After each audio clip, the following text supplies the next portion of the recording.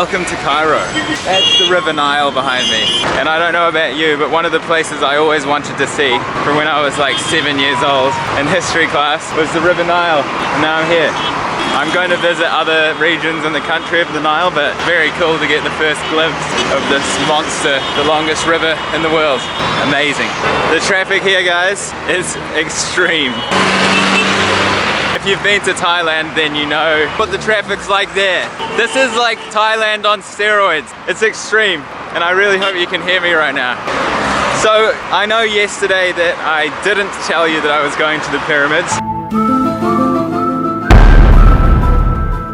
But today I thought instead I'd have more of an explore around Cairo. I'm not going to any like specific tourist sites. I'm just gonna do what I do and walk around and see what I can find. It's a place that ignites your senses, to say the least. To be honest, I don't know why, but I thought it was going to be similar to India for some reason.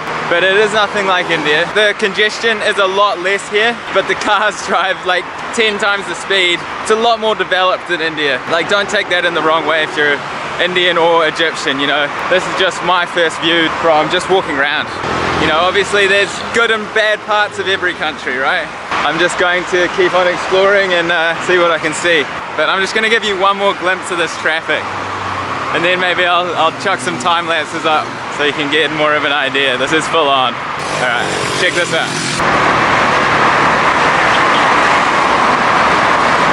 I don't chase anything but my dreams.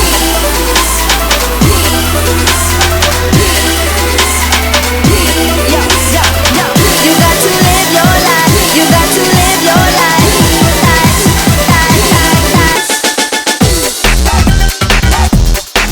English? Yeah.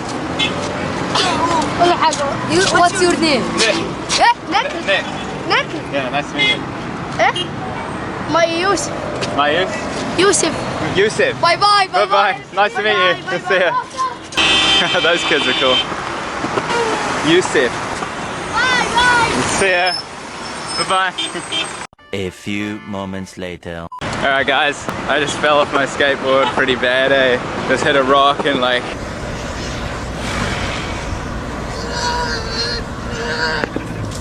I was holding my camera, but I just like landed on my knees and my elbows instead of my hands, which I was so happy about. I just instantly like had scratches everywhere and I was just like, is the camera okay? So I'm very happy that the camera's working. Just make sure if you're pennyboarding on uneven surfaces with rocks, lean back. Get your weight to the back of your skateboard. Do not lean forward. Speaking from experience. The roads are not the smoothest here, I'll tell you that much. But it is all good.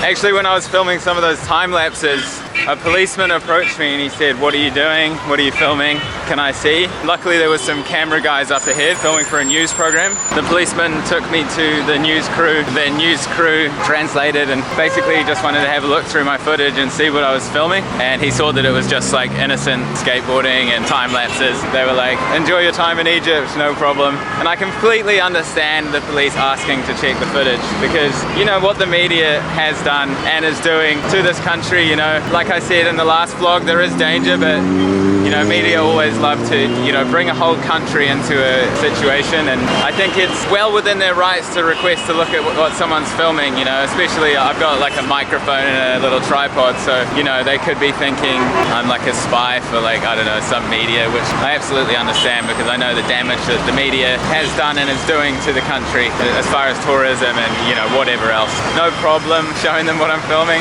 They're happy with it. And now I'm not quite sure where I am, but I have a rough idea. I don't actually have Google Maps because my phone got blocked by Apple yesterday.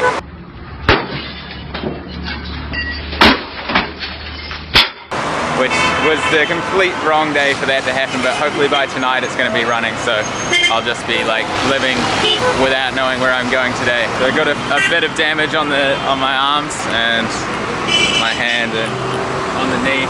I'll get them cleaned up and it should be all good. I mean, it could have been a lot worse. I'm very grateful for that. Alright, let's move on. I don't chase anything but my dreams. Can I get a video of you guys? Okay. Yeah, man. Alright guys, so I met some friends and they're showing me around. Thanks for your help. As you can tell, those guys didn't speak much English, but their smiles spoke a lot of English. Super cool, and they brought me to this coffee shop so I can get some fast Wi-Fi to fix my phone so I can not get lost. Look at this, it's crossing the road.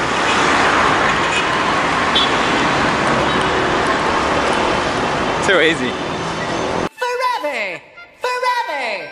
Forever! So I spent about 5 hours in that coffee shop trying to download the update for my phone, because the reason I've been locked out of my phone by Apple, I didn't have the latest version of iTunes on my laptop, and so I got the latest version of iTunes on my laptop, and then it's like you have to update your phone, right? So it's basically just a huge scam, because you know when you update old iPhone to the newer software, they just get slower and slower, and then you're like, oh, I have to buy a new iPhone 7 now. I'm just trying to download the newer software for my phone so I can use it, so I can have Google Maps, Google Translate, Booking.com, you know, all the good stuff that you need for traveling basically. Also Uber, which is another really important one, unless you want life to be 20 times harder than it needs to be. The download just keeps cutting out because the internet's not the best here, and I have to download this 1.8 gig file and it just keeps cutting out, so it gets like really close and then it'll just drop. It's just so frustrating, you know, because, you know, I used to really love Apple, but now they're just taking the mickey. They're just like shoving their products and their software down your throat, you know, and you've got no option if you want to use your own phone. Basically how I look at it is that Apple have just stolen my phone because it's not working, and it was working,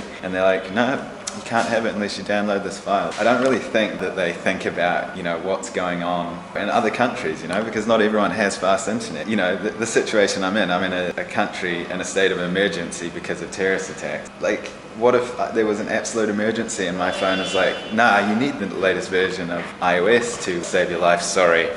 You know, it's just ridiculous. And yeah, I really don't think I'm going to buy an iPhone again. I've spent hours talking to customer support and they are pretty helpful, but it's just that the whole system is just no good. So that's my little rant about Apple. So I'm just going to keep trying until I can download it. Sorry the video wasn't that eventful today. I mean, I didn't really show you anything of Cairo. Like, don't look at this and think that's Cairo, because it's not. There's so many beautiful parts that I will show you in coming videos. By all means, do not take this video and a few time lapses of traffic to, you know, paint a picture of Cairo, because it's got many more beauties that I'm yet to discover. Tomorrow, I have a big plan. It's going to be pretty cool. So thanks for watching me walk around Cairo and fall off my skateboard and get lost and cross crazy traffic roads and meet some locals and, you know, just usual traveling antics, I guess. And I will see you tomorrow for the next installment. Thanks so much, guys. Peace out. If the sun should tumble from the sky, if the sea should suddenly run dry, if you love me,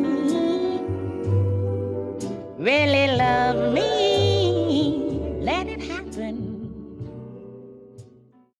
I have a big plan. From when I was like 7 years old, because I always wanted to see an absolute emergency. In history class, a policeman approached me and he said that the whole system is just no good. I absolutely understand, because I know the damage that Apple has done and is doing to the country. Apple just stolen the pyramids.